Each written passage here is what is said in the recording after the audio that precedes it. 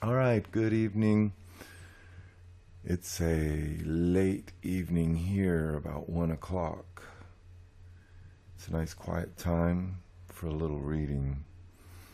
Today was a good day. Let's see. Today is, now it's the 8th, but on the 7th, a few hours ago, I did a Bikram class, and I always feel good when I do a Bikram class. If you've not done one, you must try and go do one class. The way I teach Bikram is you do your best. You don't concern yourself with doing all the postures, and you enjoy lying down and resting when you need to. You go back often as you can, and through this process you will improve your body, your mind, and your soul. So with that, I'll start my reading. Tonight I'm reading from John Lamb Lash and his book, Not in His Image. So it's Gnostic Vision, Sacred Ecology, and the Future of Belief. So it's a very interesting book. My interest was raised in this work when I learned that the Gnostic story is really the most redacted piece of information probably in the history of the world.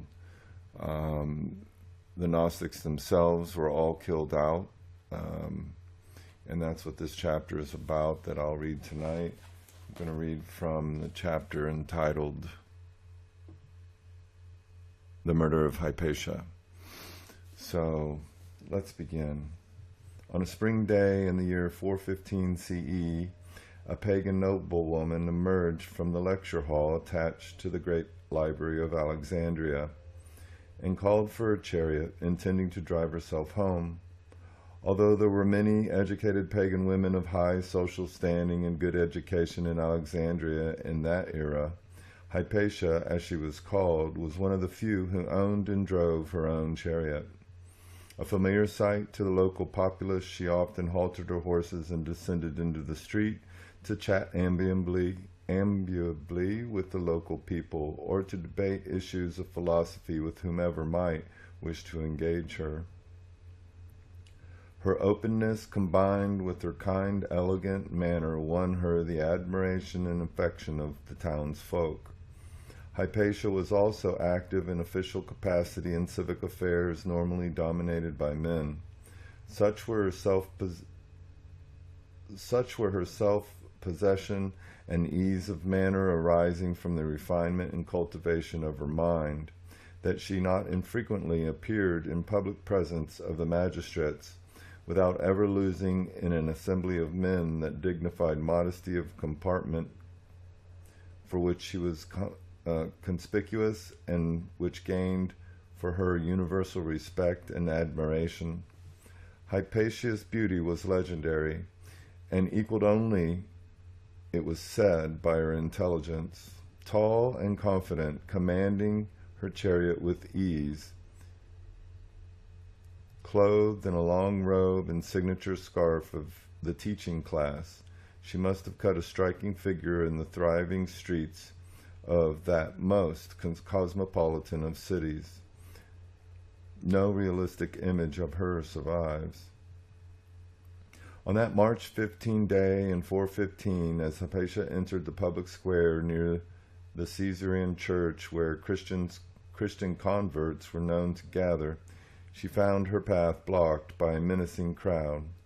At the head of the group stood a rough-looking man called Peter the Reader, who roused those gathered to approach Hypatia and impede her way. Now this Peter was a perfect believer in all respects of Jesus Christ, a zealous convert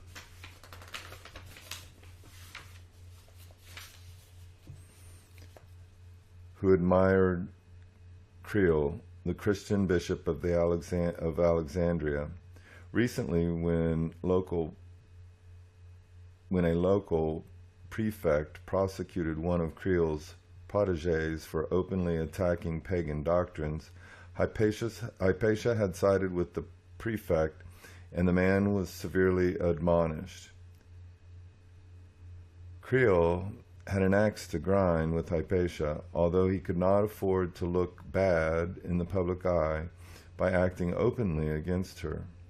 Long after that, the fateful day, many of the town folks wondered if Peter the Reader had not been sent to avenge his master, or perhaps had acted independently, hoping to win the patriarch's approval.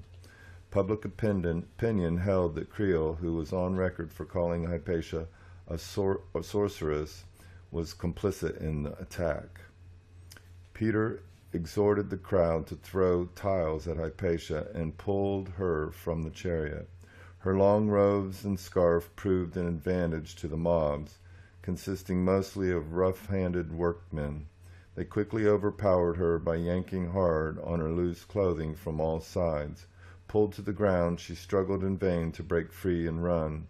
The mass grappling hands now began to strip off her robes.